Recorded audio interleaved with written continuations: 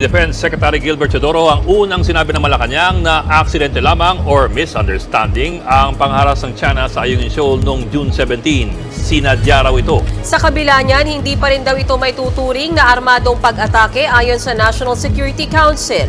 Nasa frontline ng balitang yan, si Maricel Halili.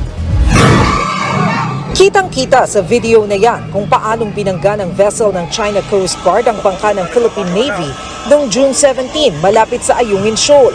Bukod pa yan sa mga naunang video ng pagbabanta ng palakol, pagbuta sa ating rubber boat, Alam mo, sure ako sa kabilang kwento. Sigurado ako sa China, ang kwento nila doon, nilusob kami ng mga armadong Navy ng Pilipinas. Hinarang ng Coast Guard natin. Kasi hindi talaga pinapakita yung buong kwento dyan eh. Tandaan ninyo, armado yung Pilipinas dito. Kaya nga, ang unang bitaw ni Bersamin, misunderstanding to. Kasi alam niya na meron tayong mali din eh. Alam niyang meron din tayong medyo, sandali, bakit tayo fully geared na pumunta doon?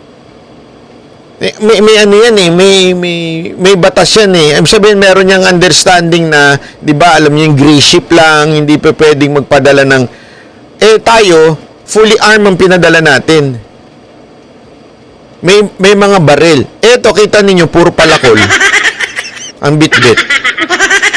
Kaya nga kita mo, hindi sila isipin nyo to if we are on the right track, na tayo talaga yung inapi, sila talaga yung mali, ginawan tayo ng violente, bakit hindi tayo makahingi ng tulong? Bakit hindi natin ma-apply yung treaty natin, mutual defense treaty natin? Kasi, sa totoo lang, pinalalabas lang ng gobyerno to, tama ginawa natin. But in reality, pag pag-uusapan to international law, medyo sabi talaga tayo dito. Isipin nyo na, a simple logic nun, bakit hindi tayo i-apply na dito yung mutual defense treaty natin with America? Kasi may sabi tayo dito eh. Sa totoo lang at paggamit ng tear gas. Nang malalimang imbestigahan ng Girian, binawi ng Administrasyong Marcos ang nauna nitong pahayag na misunderstanding o aksidente ang nangyari. Well, you know, this was probably a misunderstanding or an accident. Yan yung unang pahayag. Accident, misunderstanding. Medyo kumabig. Biglang, sandali. Hindi pwedeng ganyan. Manggagalit si Uncle Sam. Sabi nito ni Gibo. Not yet ready to classify this as an armed attack. It was not a misunderstanding. Patawa sila, no? Hoy, may group chat. Mag-group chat kayo. Mag-usap. Hindi kayo nag-uusap. Kaya nga daw sabi ni Bersamin, hindi ito considered as armed attack. You know why? Hindi naman talaga eh. Hindi naman armed yung kalaban eh. Palakol ang gamit, hindi ho arm yun. Ang armed tayo. Tayo may bit-bit eh. Tayo may dala. Patay tayo niyan. Patay tayo niyan. Di ba? Sabi tayo dito, sa totoo lang. Mukha lang talagang kayo kawawa kasi tayo yung... Again hindi po natin sinisisi dito yung mga Navy natin. Sila ho'y sumusunod lang sa utos nitong mga to. Wala silang choice eh. Pag hindi naman sila sumunod sa utos, maka-court martial sila. Sumusunod lang po sila. Ang palpak dito, ito mga nag-utos. Kaya nga, di ba, yung isang epal na Coast Guard na ilipat na. Kasi epal-epal. Or an accident. It was an aggressive and illegal use of force. It is a deliberate act of the Chinese officialdom to prevent us from completing our mission. Nang tanungin kung bakit biglang nagbago ang tono ng palasyo, sagot ni Defense Secretary Gibo Teodoro. That was a preliminary assessment at the time, but after the trip of the President to Palawan, nag-firm up na yung conclusion na talagang deliberate incident. Sa kabila niya, nilinaw ni National Security Advisor Eduardo Año, tama si Executive Secretary Lucas Bersamin, na hindi pa rin ito maituturing na armed attack. Ibig sabihin, Kita nyo, magkakaiba sila ng sinabi, di ba? Magkatabi sila ni Anyo, pero sinabi na ni Anyo, tama din si Bersamin. Hindi to arm attack. Hindi matuturing na arm attack to. O, ang sinasabi ni Gibo, ano sinasabi niya? Hindi to aksidente. O, ano ibig sabihin ng hindi to aksidente? Ibig sabihin, dalawa lang naman yan eh. Aksidente o sinasadya. Di ba? Ganun lang kasimple yun. Sa banggaan sa karsada, it's either aksidente o sinadya mo na banggain. Ganun din dito. Sabi ni Gibo, hindi ito aksidente. Sinadya. Tama, mali. O ngayon, sabi ni Anyo, nakatabi ni Gibo, tama si Bersamin. Hindi ito arm attack. Ibig sabihin, hindi ito sinadya. So, in other words, iba rin na sinasabi ni Anyo sa sinasabi ni Gibo. Akala ko ba, ito'y atake, sinadya. Mukhang ng lolo. Nagkakaanoan tayo dito. Mukhang may kanya-kanya tayong versyon.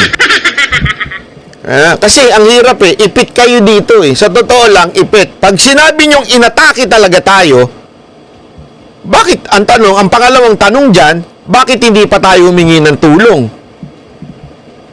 Sa ibang bansa na may treaty tayo, hindi nyo kaya. Bakit? Kasi alam nyong hindi mali yung ating ginawa. Yun ang punto dito. Kaya hindi tayo makahingi kasi may sabi tayo dito. Ay, nako.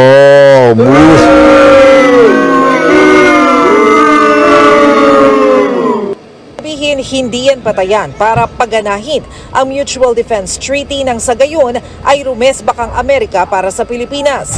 Bukod dyan, binawi rin ng naunang sinabi ng palasyo na isa sa publiko ang schedule ng mga resupply mission sa BRP Sierra Madre.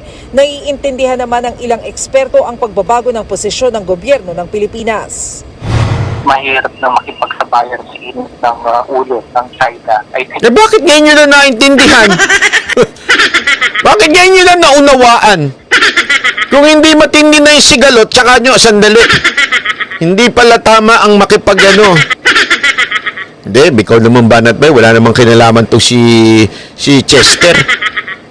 Hindi kasi alam mo, yun ang problema eh. Noong una, ang tatapang natin. Laban tayo, gera! Kung gera! Andyan si Uncle Sam! Laban! O, tapos nung sineryoso tayo ng China, biglang, hindi, dapat mahinahon lang tayo, ha? Easy lang. Easy lang tayo, ha? Oh, bakit biglang naisip nila yon? Kasi alam nilang hindi naman talaga makakatulong agad-agad ang Amerika. Oh, eto nga nangyari na to, 'di ba? Pinalala nila ng pinala. Kasi ano nila yan eh, unang balita niyan, talagang pinalala ng pinalala, inaatake na tayo, ganito. Siguro, they tried talking to Americans o etong mga taga-US, tapos sinabi ng taga-US, andali, malabo yan. Malabo niya na maging basihan. 'Di ba? Malabo yan. So, ibig sabihin, medyo kumabig sila ngayon. Sandali, oo nga. Easy lang muna tayo. Easy lang. Hindi pala tayo kakampihan ni Uncle Sam. this time around, they were able to see the bigger picture of it. Dito makikita natin na ganun talaga yung laro pagdating sa diplomasya. Minsan, hindi etsuhan yung salita. We could see na very complex din yung sagot. Kahapon, personal na binisita ni Pangulong Marcos sa mga sundalo ng AFP Western Command sa Puerto Princesa, Palawan. Kinausap niya ang mga sundalo. Pinarangalan pa ng Pangulo si Seaman First Class Underwater Operator Jeffrey Facundo, ang sundalong naputulan ng daliri sa huling RORE mission. Dito niya iginiit na hindi kailanman gagamit ng dahas ang Pilipinas laban sa China. I salute the 80 officers and troops who sailed the waters and exercised the greatest restraint amidst intense provocation. On June the 17th, we made a conscious and deliberate choice to remain in the path of peace. Plano rin ng Department of Foreign Affairs na ipatawag si Chinese Ambassador to the Philippines Wang Shilian. Pero sa ngayon, ipinupursige muna ng DFA ang bilateral mechanism ng Pilipinas at China. Nagbabalita mula sa Frontline, Maricel Halil. Nakakatawa, oh. Biglang ngayon, diplomatic ng approach. Ay, nako.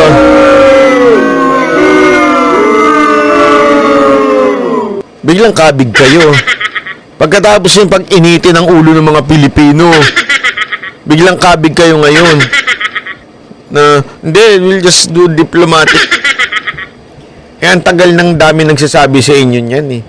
Diba? There's no other way but diplomasya. Eh, iba kasi, hindi, ginawa, kasi ito yung ano nila eh. Ito yung argumento nila, lalo na ng mga tangang bangag vloggers. Diba? Hindi, bakit? Ginawa na natin yan kay Duterte. May nangyari ba? Bakit? Doon no, paulit-ulit naman. Inuulit din naman ng China.